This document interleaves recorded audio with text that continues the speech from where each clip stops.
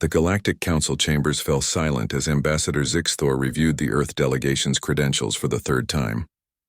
His crystalline appendages clicked nervously against the holographic display. "These cannot be correct," he said, his translator struggling with his tone of disbelief. "The Council specifically requested your finest theoretical physicists, quantum mechanics specialists and biotechnological researchers." Petra leaned back in her chair, her worn flannel shirt contrasting sharply with the sleek, iridescent formal wear of the other species' representatives. She took a long sip from her thermos, coffee, not whatever bioluminescent beverage the Zentari were serving, and grinned. "Yeah, we got the memo," she said. "But see, our scientists were busy with actual science, so they sent us instead." Jude nodded beside her, adjusting his baseball cap that read, "If it ain't broke, you ain't trying hard enough." His weathered hands, stained with what might have been grease or possibly something that used to be grease before it evolved, rested comfortably on the armrests. "We're engineers," he added helpfully. The Council had extended their invitation to Earth 3 months prior, after detecting the planet's sudden leap into faster-than-light capability. What impressed them wasn't just humanity's achievement, it was the speed. Most species took centuries to develop stable FTL drives after achieving nuclear fusion. Humans had done it in 60 years, and their design was somehow more efficient than anything in the known galaxy. The Council needed that ingenuity. The Vren Collective, a parasitic machine intelligence, was systematically consuming the Outer Rim worlds. Conventional weapons barely slowed them. The Council's top scientists had spent decades developing countermeasures with minimal success. They needed new perspectives, radical thinking, and Earth's inexplicable talent for making the impossible merely improbable. They had not expected Petra and Jude. "The crisis situation requires," Zixthor began. Yeah, killer robots eating planets," Petra interrupted, pulling out a data pad that looked like it had survived at least 3 explosions and possibly a house fire. "We read the brief on the shuttle, over. The Vren adapt to energy weapons in minutes, phase through solid matter, and can survive in hard vacuum. Real nasty pieces of work. Precisely why we need your most brilliant scientific minds." "Can we see one?" Jude asked. The question hung in the air like a bad smell. "See? One?" Zixthor's translation matrix struggled. "See a Vren unit? They are extraordinarily dangerous. We have a few disabled specimens in maximum security research facilities, but accessing them requires—" "We'll need 3, Petra said, already standing. "And a workshop. Something with good ventilation. This is highly irregular." "Look, buddy," Jude stood as well, his considerable height making several council members instinctively step back. "You called us because your fancy scientists ain't figured it out. We ain't fancy, but we're real good at figuring things out, mostly by taking them apart and seeing what makes them tick." 6 hours later, Petra and Jude stood in a commandeered research bay that the Galactic Council's finest had been using to study Vren technology for years.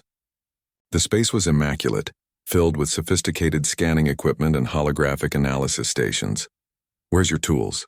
the Zentari supervisor asked nervously, watching as Petra circled the deactivated Vren specimen in its containment field. Jude hefted a battered toolbox that looked older than most council members. "Right here. But those are primitive implements. Mechanical force applications. Surely you need molecular disassemblers, quantum state analyzers." "Nah," Petra said, pulling out what appeared to be a hammer. "We need to hit it with stuff and see what happens." The next 72 hours became legendary in council archives, though the official reports were heavily sanitized. What they documented was this.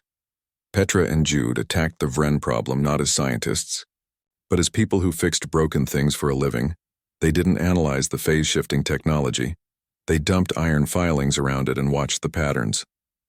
They didn't theorize about its adaptive algorithms. They hit it with progressively ridiculous things to see what it didn't adapt to. When Jude suggested drowning it in corn syrup, the council observers thought he was joking. When Petra actually did it and discovered the Vren's nanoscale components couldn't function, while coated in viscous organic compounds, they stopped laughing. "It's really just an overcomplicated machine," Petra explained to the assembled council members on the 3rd day, gesturing at the partially disassembled Vren unit. Her hands were covered in some kind of metallic residue, and she'd somehow gotten machine oil in her hair. "Y'all been treating it like some kind of magical thing, but it ain't. It's just tech. Weird tech, sure, but tech breaks. Everything breaks. You just gotta find the break point. The phase shifting, Zixthor said weakly, is achieved through quantum entangled. I don't care how it works, Jude interrupted, wielding what looked like a modified cattle prod.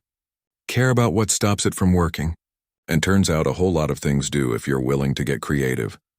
Their final presentation to the council was less a scientific briefing and more a demonstration.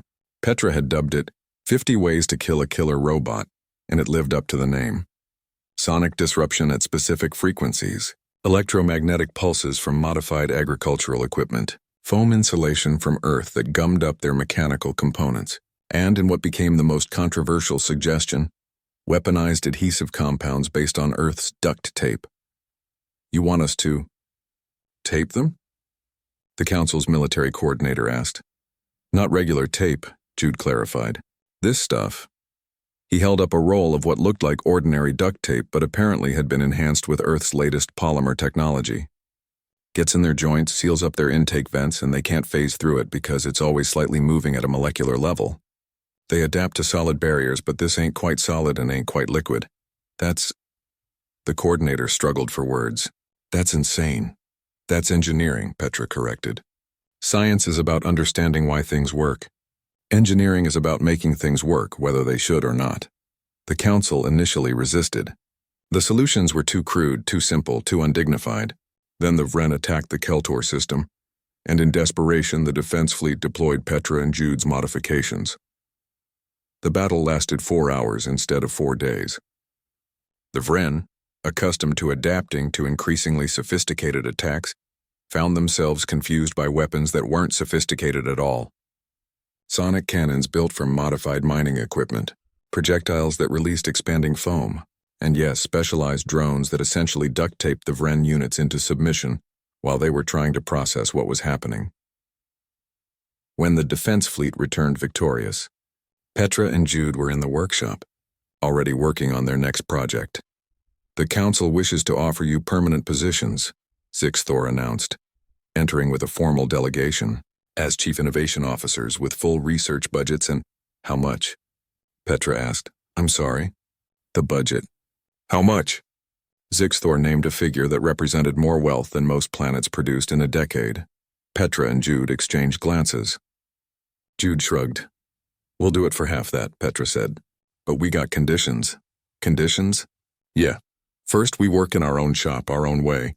No fancy labs unless we ask for them. Second, when we say we need something, we need it. Don't care if it seems weird. Third, Zixthor prompted. Y'all gotta stop calling us when you want science. We ain't scientists. We're engineers. We don't discover how the universe works.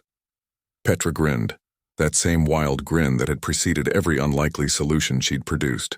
We just make it work for us, whether it wants to or not. The Galactic Council agreed to their terms. They didn't have much choice. After all, in a galaxy full of brilliant scientists who understood the problems, it turned out what they really needed was a couple of redneck engineers who didn't care about elegant solutions, just ones that worked. And in space, nobody can hear you say, "Here, hold my beer and watch this."